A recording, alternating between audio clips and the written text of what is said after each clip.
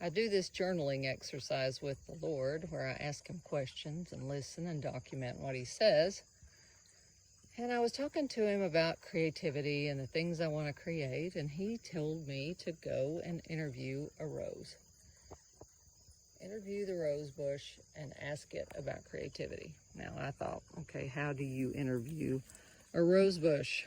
Okay, so I went out here and I just thought, okay, well, maybe I'll just deadhead it a little bit. And then I thought, okay, Rose, are you upset when I come in here and snip off these deadheads? Is this sad for you? And the rose was like, oh no, that's liberating. That gives me space to grow another set of roses in here, get those deadheads out of there. And I'll be able to grow all new roses, and their spots are close by. And then I remembered about several months ago, we had, back at the beginning of spring, this was just loaded with roses. And then those beetle things came in, and they just went to town chowing on these roses. I mean, they ate every last bit of the leaves up. They were completely holes and horrible, and it was just devastating looking. You'd think, oh, they've killed the rose bush. And the rose just bounced right back.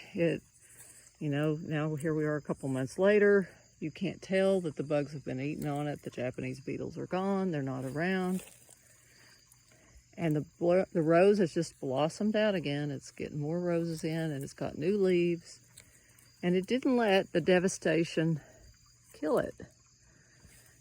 And in my life, I've had some devastating times. I've had times when, business ideas, some of my best creativity, my best creations have been just wiped out by the enemy, wiped out by the equivalent of my own Japanese beetles. And, I'm mourning over that, still at different levels, trying to let that go and realize, the past is the past, let it go, and trust that you can grow back. Just like the rose. The rose, after all of that devastation, the rose bush grew back. It's got these pretty leaves. It's got some pretty roses on it. Little new buds. And it's forgotten all that other. It's like, oh, that happens. We're okay. We just grow back. Once the bugs are gone, we just start working on new leaves. We start creating new stuff. We don't let our failures keep us from creating. We don't let the devastations of the enemy destroy us where we just give up. We just keep coming back, and we let ourselves be pruned. I cut this bush back a couple of years ago till it was just a couple sticks, and that same year it bounced back and grew more. It's resilient. It keeps coming back.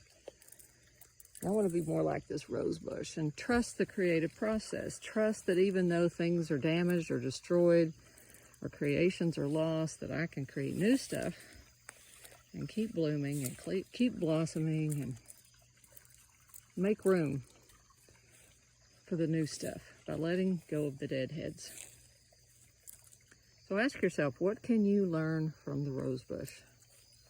Maybe interview another plant or an animal or something that you're attracted to, and ask it what it has to teach you. Y'all take care, and I hope you'll share some of your insights or your photos and things in our Find Nature Challenge. That's hashtag Find Nature Joy.